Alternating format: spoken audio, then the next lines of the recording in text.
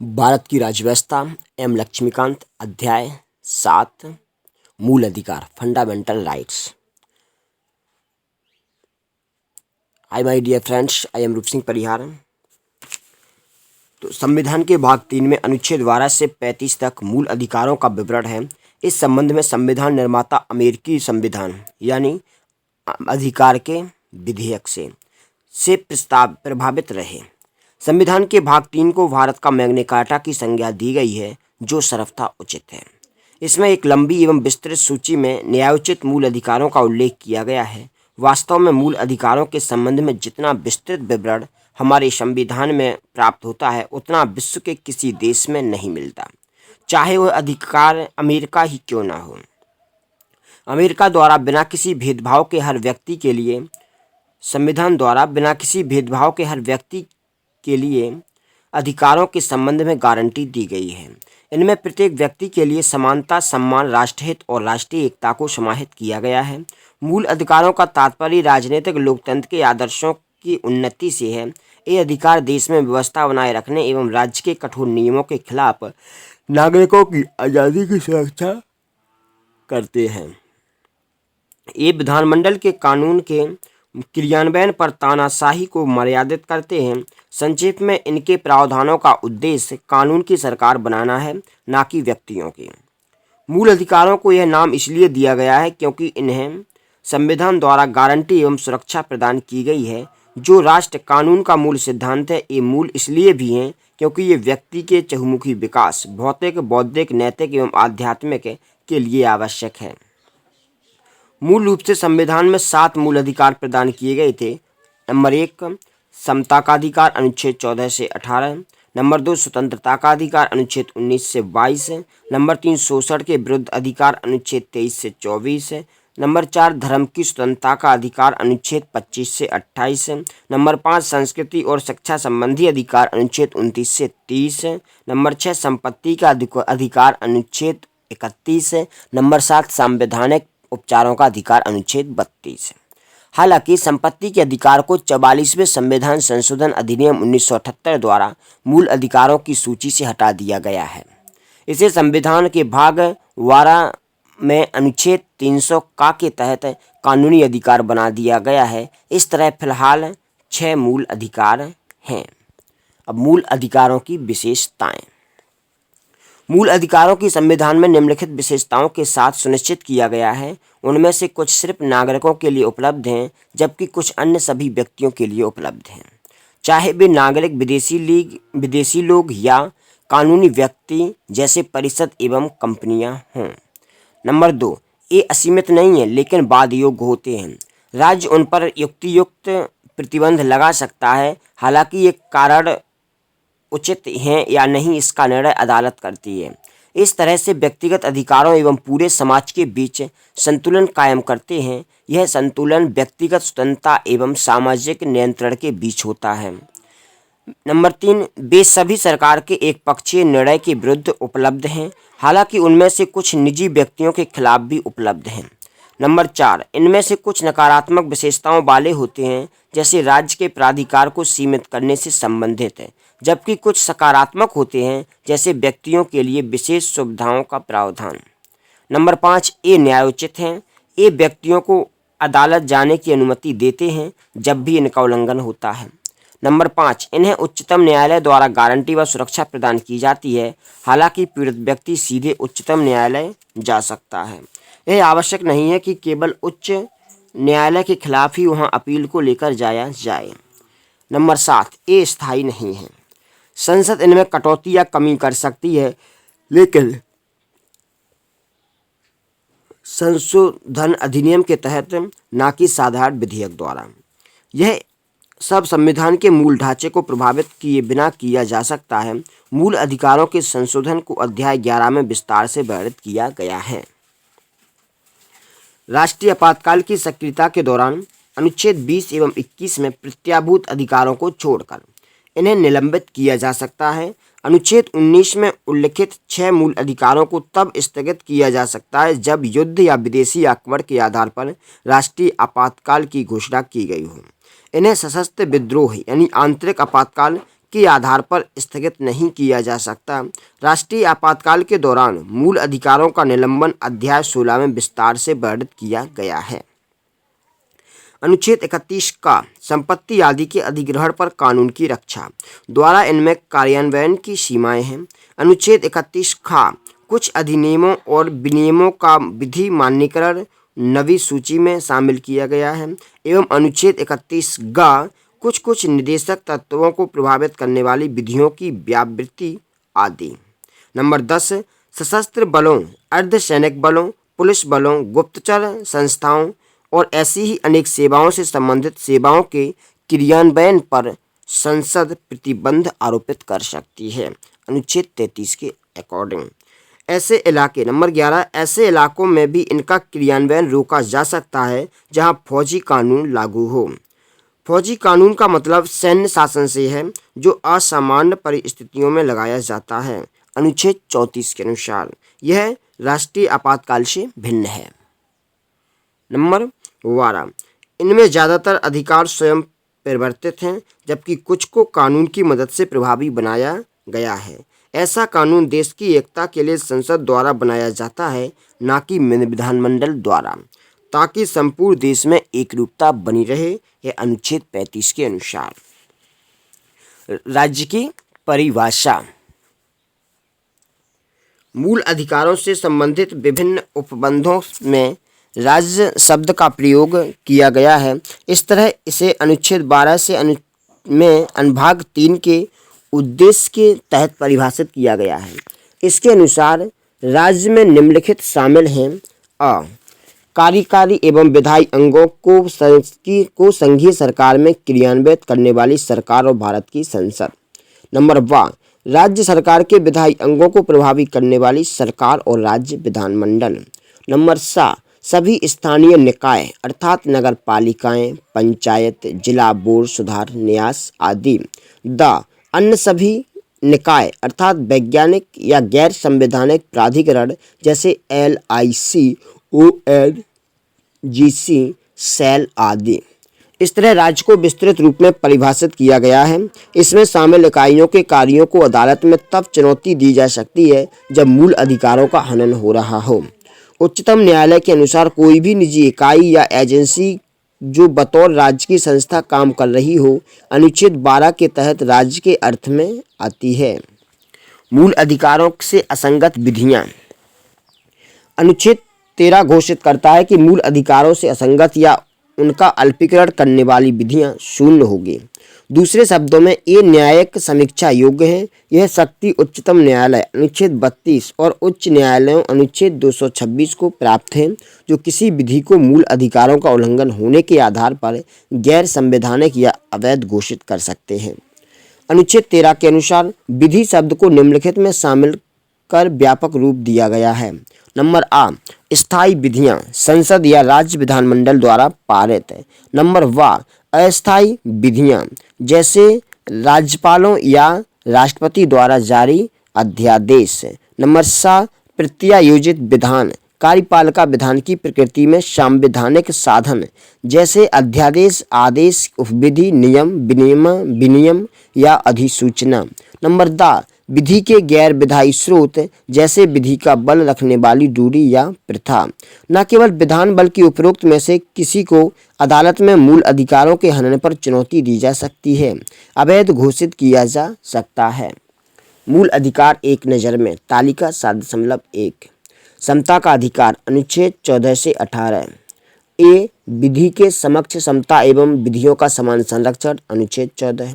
B धर्म, मूलवंश, लिंग और जन्म स्थान के आधार पर विभेद का प्रतिबंध अनुच्छेद 15।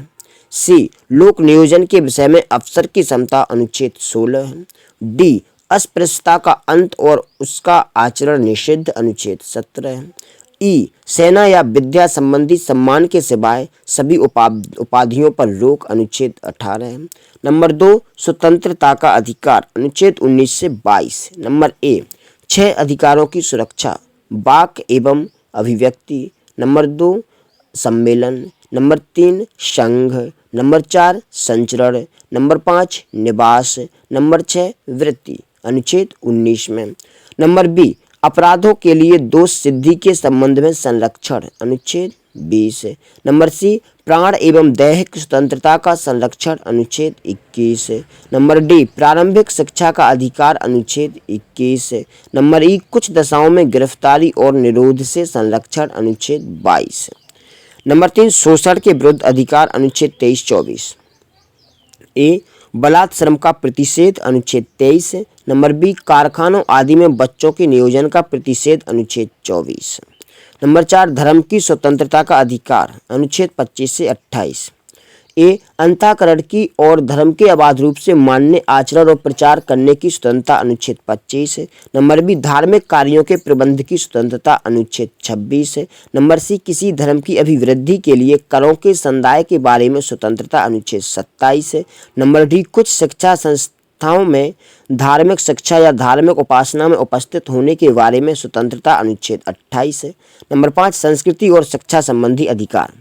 ए, अल्पसंख्यकों की भाषा, लिपि और संस्कृति की सुरक्षा अनुच्छेद 29। नंबर बी, शिक्षा संस्थाओं की स्थापना और प्रशासन करने का अल्पसंख्यक वर्गों का अधिकार अनुच्छेद 30। नंबर 6, संवैधानिक उपचारों का अधिकार अनुच्छेद 32। कुछ अधिकारों को परिवर्तित कराने के लिए उच्चतम न्यायालय जाने का अधिकार, इसमें शामिल याचिकाएं हैं। नंबर 1, बंदी प्रत्यक्षीकरण। नंबर 2, परमादेश। नंबर 3, प्रतिषेध। नंबर 4, उत्प्रेक्षण। नंबर 5, अधिकार परीक्षा। तो ये अनुच्छेद 32 के अंतर्गत है। तालिका 7.2, विदेशियों के मूल अधिकार। तो केवल नागरिकों को प्राप्त मूल अधिकार जो विदेशियों को प्राप्त नहीं है, के जैसे नंबर 1, केवल धर्म, मूल वंश, जाति, लिंग, जन्मस्थान के आधार पर विभेद का प्रतिषेध अनुच्छेद 15 है। दूसरा, लोक नियोजन के विषय में अफसर की क्षमता अनुच्छेद 16 है। तीसरा, विचार, अभिव्यक्ति, शांतिपूर्ण सम्मेलन, निर्बाध विचरण एवं निवास तथा संघ बनाने की स्वतंत्रता अनुच्छेद 19। नंबर 4, अल्पसंख्यकों को शिक्षा एवं संस्कृति संबंधी अधिकार अनुच्छेद 29। नंबर 5, अल्पसंख्यकों को अपने धर्म के प्रसार हेतु शिक्षण संस्थाओं की स्थापना का अधिकार अनुच्छेद 30। अब नागरिकों एवं विदेशियों को प्राप्त अधिकार शत्रु देश के लोगों को छोड़कर। नंबर 1, विधि के समक्ष समता और विधियों का समान संरक्षण अनुच्छेद 14। अपराधों के लिए दोष सिद्धि के संबंध में संरक्षण अनुच्छेद 20। प्राण एवं दैहिक स्वतंत्रता का संरक्षण अनुच्छेद 21। प्रारंभिक शिक्षा का अधिकार अनुच्छेद 21 का। कुछ मामलों में हिरासत एवं नजरबंदी से संरक्षण अनुच्छेद 22। बलात् श्रम एवं अवैध मानव व्यापार के विरुद्ध प्रतिषेध अनुच्छेद 23। कारखानों आदि में बच्चों के नियोजन का प्रतिषेध अनुच्छेद 24 है। धर्म की अभिवृद्धि के लिए प्रयास करने की स्वतंत्रता अनुच्छेद 25 है। धार्मिक संस्थाओं के संचालन की स्वतंत्रता अनुच्छेद 26 है। किसी धर्म को प्रोत्साहित करने हेतु कर से छूट अनुच्छेद 27 है। कुछ विशिष्ट संस्थाओं में धार्मिक आदेशों को जारी करने की स्वतंत्रता अनुच्छेद 28 है। इस तरह अनुच्छेद 13 घोषित करता है कि संविधान संशोधन कोई विधि नहीं है, इसलिए इसे चुनौती नहीं दी जा सकती। यद्यपि उच्चतम न्यायालय में केशवानंद भारती मामले 1973 में कहा गया कि मूल अधिकारों के हनन के आधार पर संविधान संशोधन को चुनौती दी जा सकती है। यदि वह संविधान के मूल ढांचे के खिलाफ हो तो उसे अवैध घोषित किया जा सकता है। समानता का अधिकार। नंबर 1, विधि के समक्ष समता और विधियों का समान संरक्षण।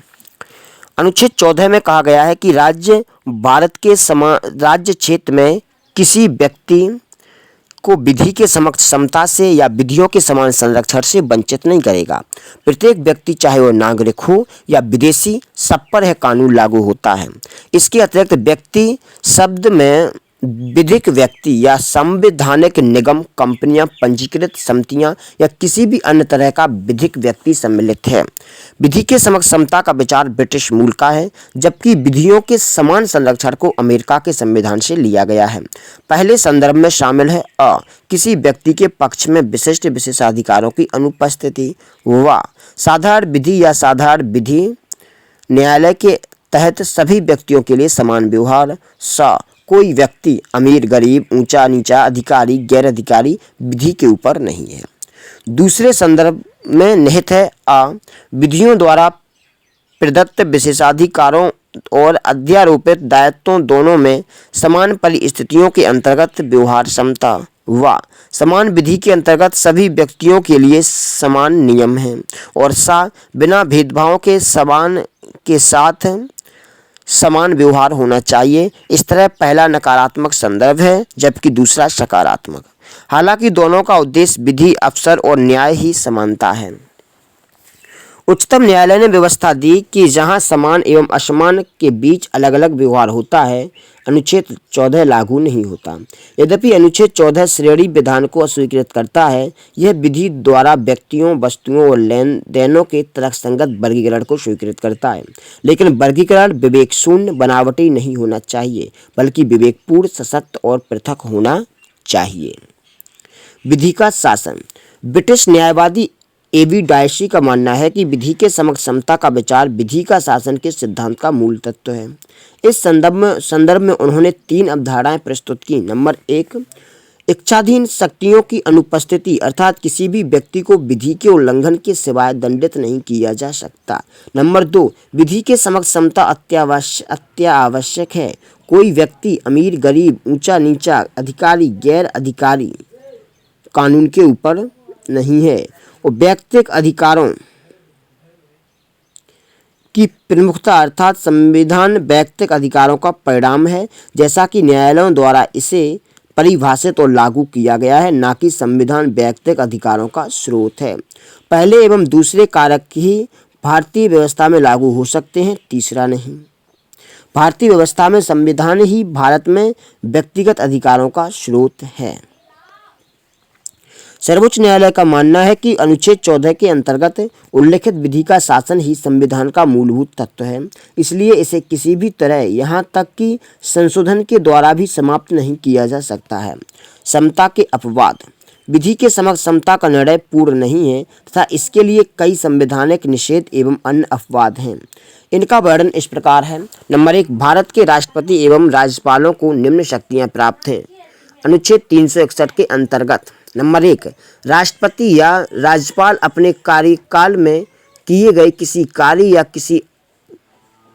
या लिए गए किसी निर्णय के प्रति देश के किसी भी न्यायालय में जवाबदेह नहीं होंगे। नंबर 2, राष्ट्रपति या राज्यपाल के विरुद्ध उनकी पदावधि के दौरान किसी न्यायालय में किसी भी प्रकार की दंडिक कार्यवाही प्रारंभ या चालू नहीं रखी जाएगी। नंबर 3, राष्ट्रपति या राज्यपाल की पदावधि के दौरान उसकी गिरफ्तारी या कारावास के लिए किसी न्यायालय से कोई प्रक्रिया प्रारंभ नहीं की जा सकती। नंबर 4, राष्ट्रपति या राज्यपाल पर उनके कार्यकाल के दौरान व्यक्तिगत सामर्थ्य से किए गए किसी कार्य के लिए किसी भी न्यायालय में दीवानी का मुकदमा नहीं चलाया जा सकता। हाँ, यदि इस प्रकार का कोई मुकदमा चलाया जाता है तो उन्हें इसकी सूचना देने के 2 माह बाद ही ऐसा किया जा सकता है। नंबर 2, कोई भी व्यक्ति यदि संसद के या राज्य विधानसभा के दोनों सदनों या दोनों सदनों में से किसी एक की सत्य कार्यवाही से संबंधित विषय वस्तु का प्रकाशन समाचार पत्र में या रेडियो या टेलीविजन में करता है तो उस पर किसी भी प्रकार का दीवानी या फौजदारी का मुकदमा देश के किसी भी न्यायालय में नहीं चलाया जा सकेगा।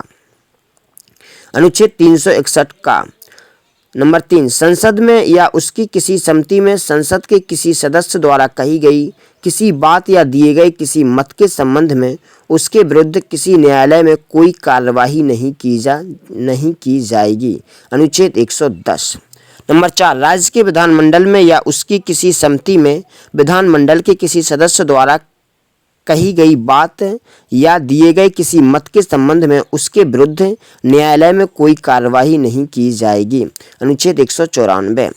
नंबर 5, अनुच्छेद 31 गा अनुच्छेद 14 का अपवाद है।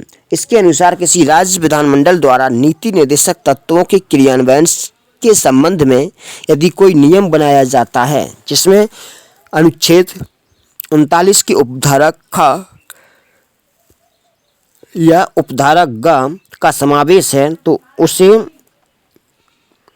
आधार पर चुनौती नहीं दी जा सकती कि वे अनुच्छेद 14 का उल्लंघन करते हैं।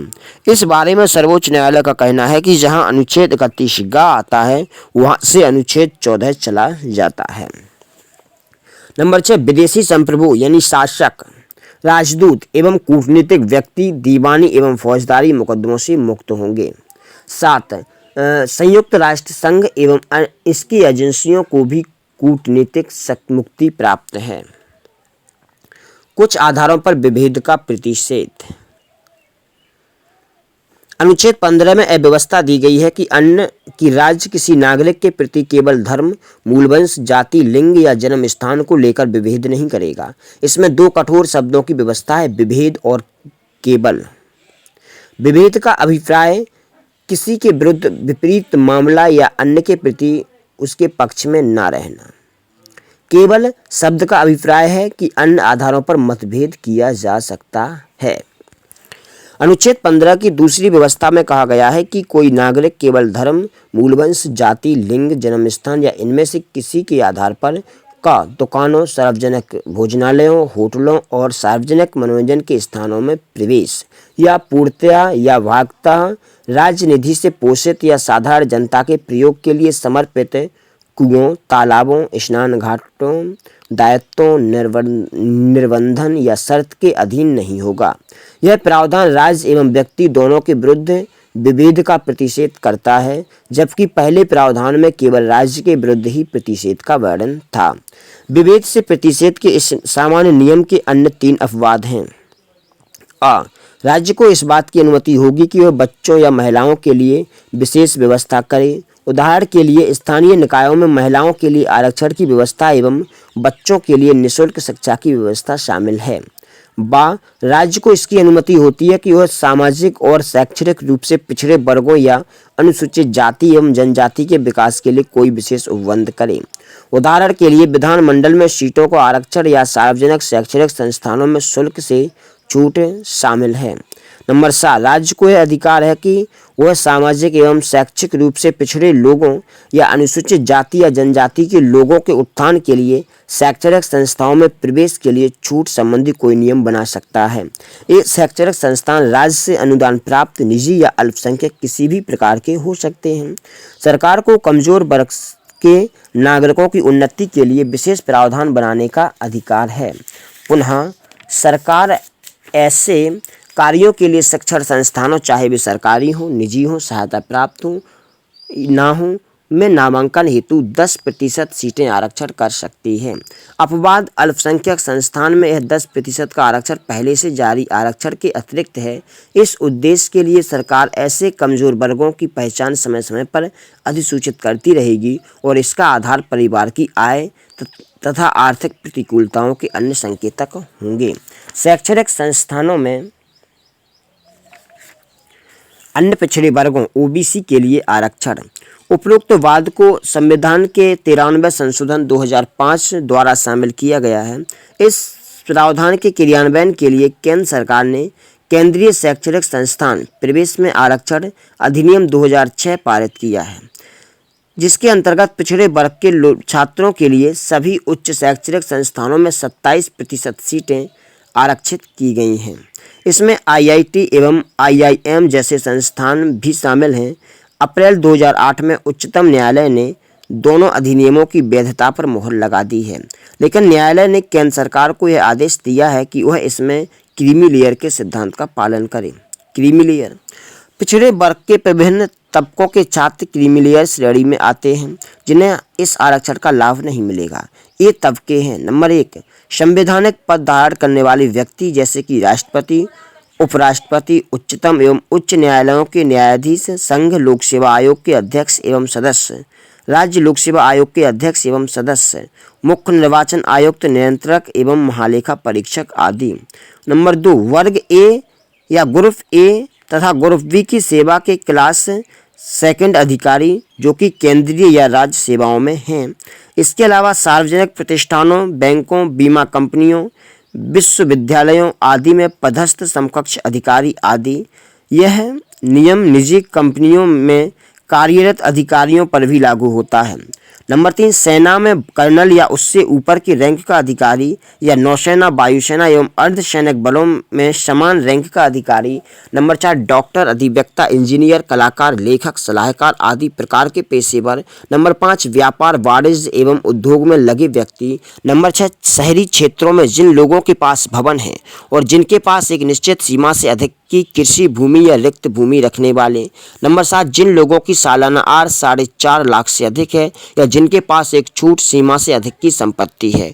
1993 में जबकि मलाईदार परत क्रीमी लेयर हदबंदी कानून की गई यह 1 लाख थी। बाद में 2004 में इसे बढ़ाकर 2.5 लाख और 2008 में 4.5 लाख और 2013 में 6 लाख रुपए किया गया है। वर्तमान में 8 लाख रुपए है।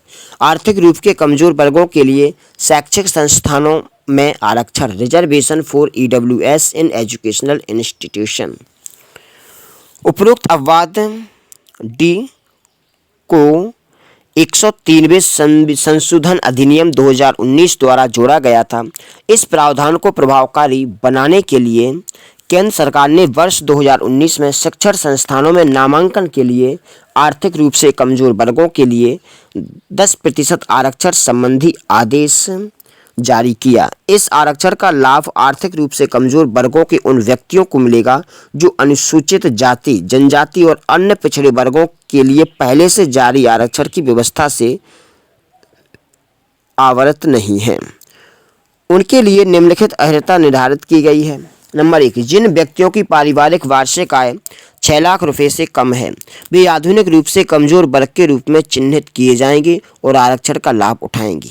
आय के अंतर्गत सभी स्रोतों से आय सम्मिलित की जाएगी। वेतन, खेती, व्यवसाय, व्यापार आदि और आवेदन करने के पूर्व से पूर्ववर्ती वित्तीय वर्ष की आय को ही आधार बनाया जाएगा।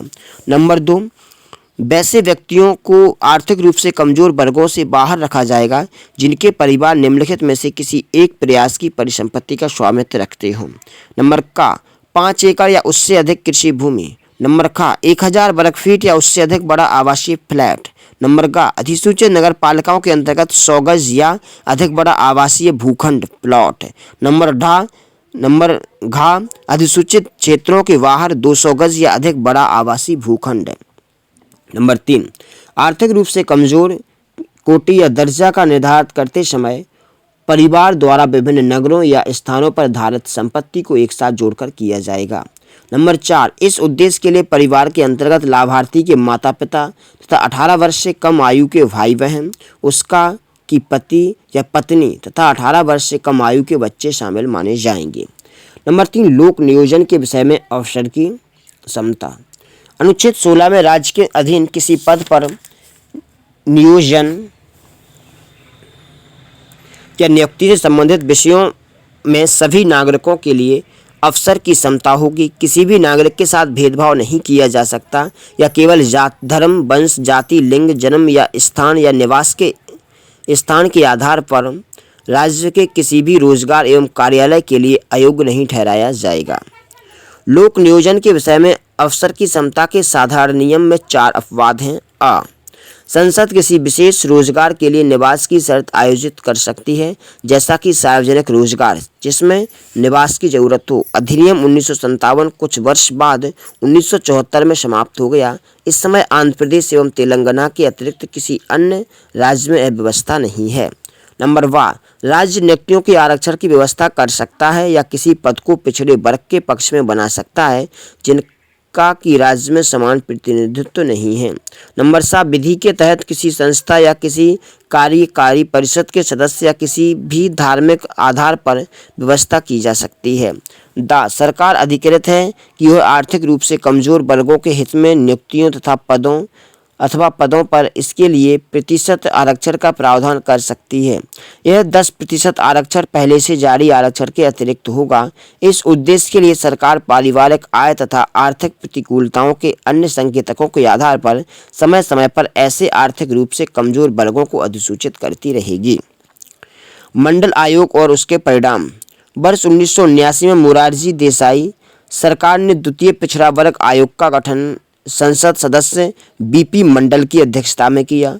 अनुच्छेद 340 के तहत आधुनिक संविधान पिछड़े वर्गों के लोगों की शैक्षणिक एवं सामाजिक स्थिति की जांच करते हुए उनकी उन्नति के लिए सुझाव प्रस्तुत करने की व्यवस्था करता है। आयोग ने अपनी रिपोर्ट 1980 में प्रस्तुत की और 3743 जातियों की पहचान की जो सामाजिक एवं शैक्षणिक आधार पर पिछड़ी थीं। जनसंख्या में उनका हिस्सा करीब 52% था, जिसमें अनुसूचित जाति एवं अनुसूचित जनजाति शामिल नहीं है।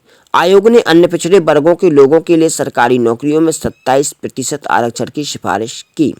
इस तरह संपूर्ण आरक्षण अनुसूचित जाति, जनजाति एवं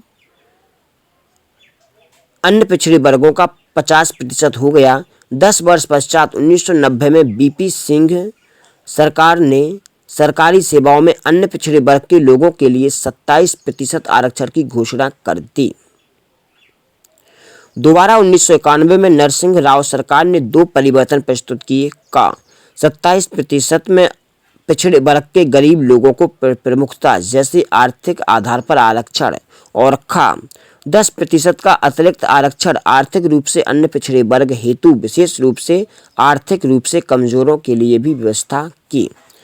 प्रसिद्ध मंडल केस 1992 में अनुच्छेद 16(4) के विस्तार एवं व्यवस्था पिछड़े वर्गों के पक्ष में जिस रोजगार आरक्षण की व्यवस्था की गई है उसका परीक्षण उच्चतम न्यायालय द्वारा किया गया। यद्यपि न्यायालय ने अन्य आर्थिक रूप से पिछड़े वर्ग के लिए 10% आरक्षण की व्यवस्था को अस्वीकार कर दिया, फिर भी अन्य पिछड़े वर्गों के लिए कुछ शर्तों के साथ 27% आरक्षण की संवैधानिक वैधता को बनाए रखा। अन्य पिछड़े वर्गों के क्रीमी लेयर से संबंधित लोगों को आरक्षण की सुविधा से बाहर रखा जाना चाहिए। प्रोन्नति में कोई आरक्षण नहीं। आरक्षण की व्यवस्था केवल शुरुआती नियुक्ति के समय होनी चाहिए। प्रोन्नति के लिए कोई खास आरक्षण केवल 5 वर्षों तक लागू रह सकता है। अनुच्छेद 1997 तक।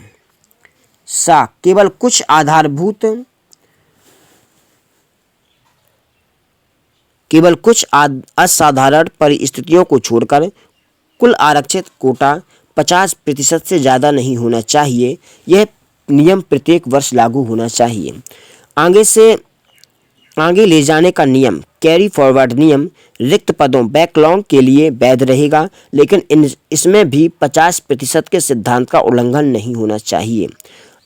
अन्य पिछड़े वर्गों की सूची में अति जोड़ ओवर एक्स इंक्लूसिव या न्यून जोड़ अंडर इंक्लूसिव के परीक्षण के लिए एक स्थायी गैर विधायी इकाई होनी चाहिए।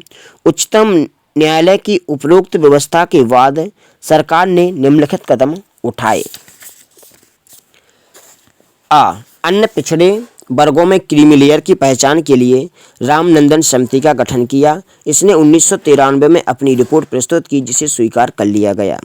संसद के एक अधिनियम द्वारा 1993 में पिछड़े वर्गों के लिए राष्ट्रीय आयोग का गठन किया गया। यह नौकरी आरक्षण के उद्देश्य से सूची में नाम जोड़ने व निकालने पर विचार करता है। नौकरी में आरक्षण के लिए नागरिकों के किसी वर्ग के पिछड़े वर्ग की सूची में शामिल होने योग्य, सूची में शामिल नहीं होने योग्य होने के बावजूद शामिल तथा सूची से बाहर असमाविष्ट होने संबंधी शिकायतों की जांच के लिए इसे अधिदेश प्राप्त था। बाद में 102वें संशोधन अधिनियम 2018 द्वारा आयोग को संवैधानिक दर्जा प्रदान कर इसके प्रकारों का भी विस्तार किया गया। इस उद्देश्य के लिए संशोधनों ने संविधान में एक नया अनुच्छेद 338B जोड़ा। प्रोन्नति में आरक्षण को समाप्त करने के मामले में 77वें संविधान संशोधन को 1995 में पास कराया गया। इसने अनुच्छेद 16 में नई व्यवस्था जोड़ी।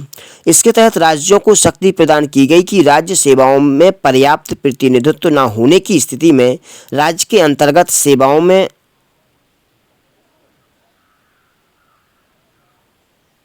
में अनुसूचित जाति और अनुसूचित जनजाति को प्रोन्नति में आरक्षण दिया जा सकता है।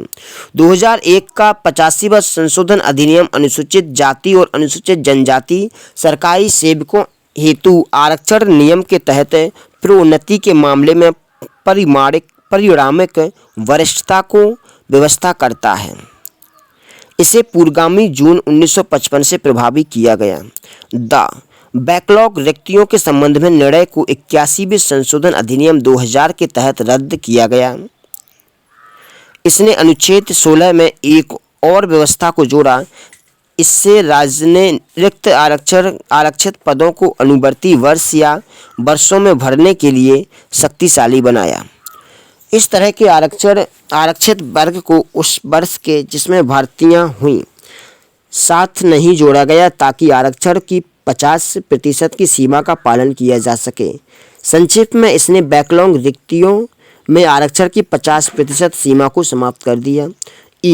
76वें संशोधन अधिनियम 1994 में ने तमिलनाडु आरक्षण अधिनियम 1994 नौवीं सूची में न्यायिक समीक्षा के तहत 69% आरक्षण को 50% के स्थान पर स्थापित कर दिया गया।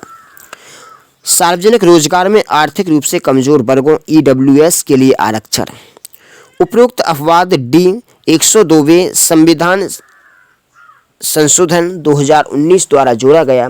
इस प्रावधान को लागू करने के लिए केंद्र सरकार ने 2019 में भारत सरकार के असैन्य पदों तथा अन्य सेवाओं में आर्थिक रूप से कमजोर वर्गों के लिए 10% आरक्षण संबंधी आदेश जारी किया। इस आरक्षण का लाभ उन्हीं व्यक्तियों को मिलेगा जो पहले से जारी अनुसूचित जाति, अनुसूचित जनजाति तथा अन्य पिछड़ा वर्ग के लिए आरक्षण की व्यवस्था से आवृत नहीं है। इस विषय में आवश्यक अर्हता का उल्लेख अनुच्छेद 15 में किया जा चुका है। पुनः निम्नलिखित शर्तों पर पूरे उतरने वाले वैज्ञानिक एवं तकनीकी पदों को उक्त आरक्षण से मुक्त रखा जा सकता है। नंबर 1, ग्रुप ए निम्न ग्रेड लोअर ग्रेड के ऊपर के ग्रेड के पद हों। 2, वे मंत्रिमंडल सचिवालय के आदेश के अनुरूप वैज्ञानिक अथवा तकनीकी रूप में वर्गीकृत हों, जिसके अनुसार प्राकृतिक विज्ञान अथवा परिशुद्ध विज्ञान अथवा व्यवहारिक अनुप्रयुक्त विज्ञान की आवश्यक योग्यता वाले वैज्ञानिक अथवा तकनीकों की पदों का निर्धारण किया जाता है तथा अभ्यर्थियों को उसी अनुरूप अपने ज्ञान का उपयोग अपने कर्तव्य निर्वहन में करना होता है।